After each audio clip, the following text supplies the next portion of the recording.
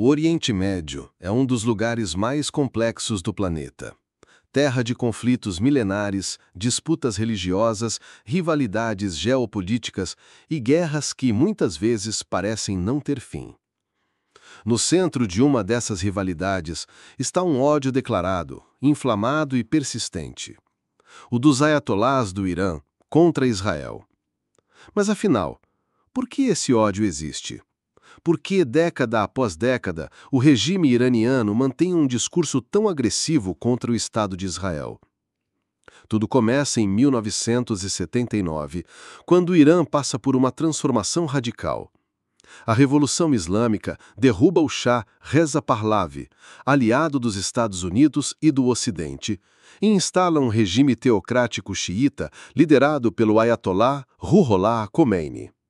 A partir dali, o Irã deixa de ser uma monarquia pró-Ocidente e se transforma em uma república islâmica com uma visão clara: rejeitar qualquer influência do Ocidente e exportar sua revolução para todo o mundo muçulmano. Nesse novo contexto, os Estados Unidos se tornam o chamado Grande Satã e Israel, o Pequeno Satã. Mas o ódio dos ayatolás não é simplesmente uma questão política, é também uma questão simbólica. Israel passa a ser visto como a representação do imperialismo ocidental plantado no coração do Oriente Médio. Uma entidade ilegítima, criada sobre terras que, segundo essa visão, pertencem aos palestinos e, mais amplamente, ao mundo islâmico. Derrubar Israel, portanto, se transforma na visão dos ayatolás não só no objetivo político, mas também numa missão quase religiosa, uma obrigação ideológica. E essa missão não se limita ao discurso.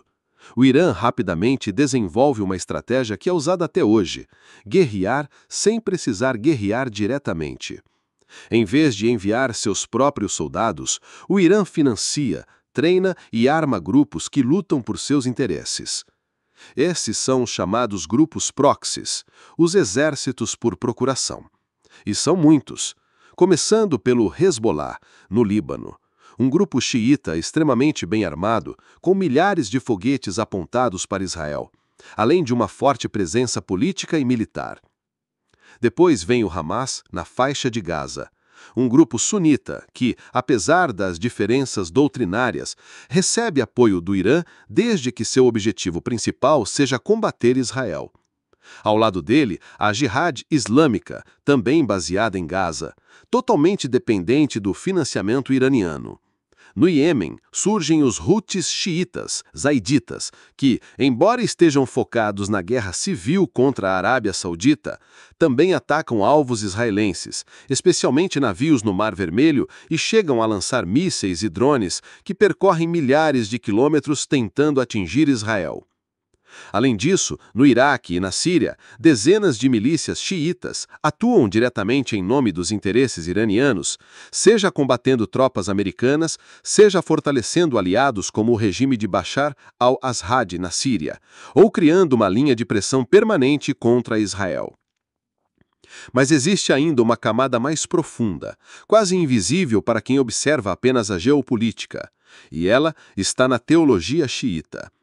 Para muitos dentro do regime dos ayatolás, especialmente os mais radicais, a luta contra Israel não é apenas uma questão territorial ou ideológica, é uma luta espiritual. Na tradição xiita, existe a crença no retorno do Mahdi, o imã oculto, uma espécie de Messias que surgirá no fim dos tempos para restaurar a justiça, derrotar os opressores e unificar o mundo sob o Islã verdadeiro. E há setores dentro do regime que acreditam que o caos, as guerras e o confronto direto com os inimigos do Islã, entre eles Israel e os Estados Unidos, são eventos necessários para acelerar a vinda do Mahdi. Em outras palavras, quanto maior o caos, quanto mais intenso for o conflito, mais próximo estaria o surgimento desse líder messiânico. Esse pensamento não domina todo o governo iraniano, mas exerce influência em círculos poderosos, especialmente dentro da Guarda Revolucionária, o braço militar mais ideológico do regime. E isso explica, em parte, por que o Irã insiste tanto em expandir sua influência no Oriente Médio, armando grupos e investindo bilhões em guerras por procuração, mesmo quando sua própria população enfrenta crises econômicas severas. Enquanto isso, no outro lado do tabuleiro, os Estados Unidos e Israel trabalham juntos para conter o avanço iraniano, muitas vezes com operações secretas, sanções econômicas, ataques cibernéticos e até sabotagens no próprio Irã. Paralelamente, países árabes sunitas, historicamente inimigos de Israel, começam a se aproximar do Estado judeu. Arábia Saudita, Emirados Árabes e outros enxergam no Irã uma ameaça tão grande que velhas rivalidades com Israel começam a ser deixadas de lado em nome de uma aliança informal contra Teherã.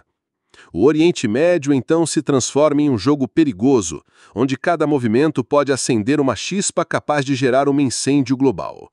E o que parece, muitas vezes, ser apenas mais um conflito isolado, na verdade está conectado a uma teia muito maior, que mistura religião, ideologia, geopolítica e até visões apocalípticas.